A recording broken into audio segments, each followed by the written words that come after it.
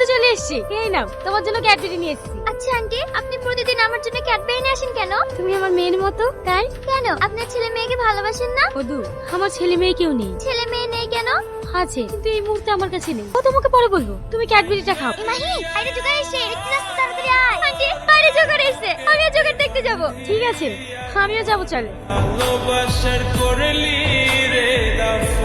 ক্লাসের টাইম হয়ে গেছে, বাচ্চারা সবাই ভেতরে চলো। আব্বু, তুমি সবার কাছে জোগাড় হতে পারো, কিন্তু আমার কাছে তুমি আমার আব্বু। আব্বু, তুমি আমার খুশির জন্য আর কত কি করবে।